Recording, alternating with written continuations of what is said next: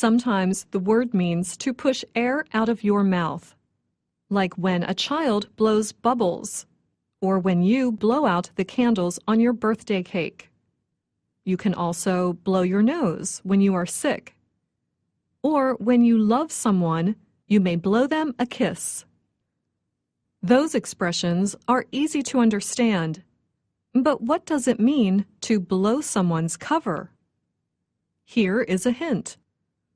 A spy might worry about her cover being blown, especially if she uses a false name and a made-up life story.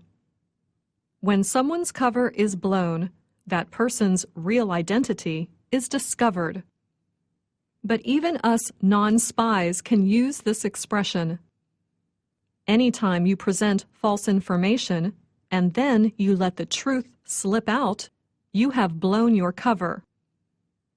Being discovered when you are trying to hide can be very upsetting. You could become angry. In such times, you might blow your stack or blow your top. You could also blow a fuse or blow a gasket. These all mean to get so angry that you lose control. So be careful when you are blowing your stack, top, fuse, or gasket.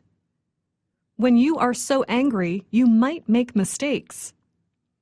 For example, if you blow your stack while taking a test, you might blow it. In other words, you fail it as a result of your own actions. You can also blow an important assignment at work. You can blow it with a personal relationship. Unfortunately, with almost anything, you can blow it. Blowing it is really upsetting. So to blow off steam, you might go for a long walk in the woods. Blowing off steam helps us to relax when we are angry or upset. Think of a teapot. It releases steam when it gets too hot. The same can be said for us.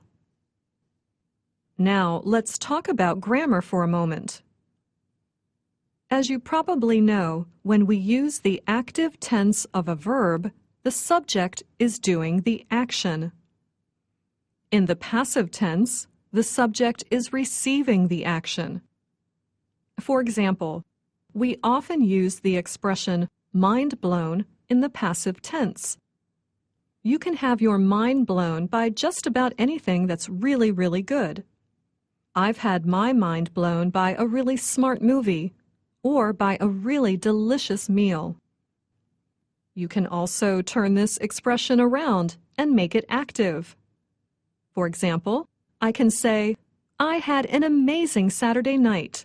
That movie and meal really blew my mind.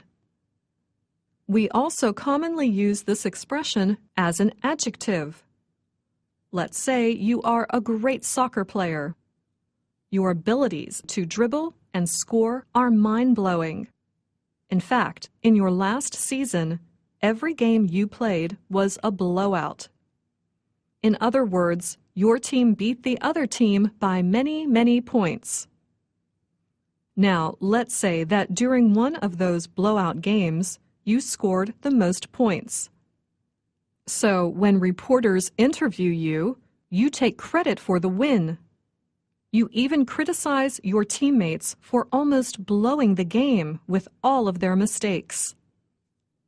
As a result, your whole team gets upset with you, and your fans are not too happy either. You blew your own horn way too much.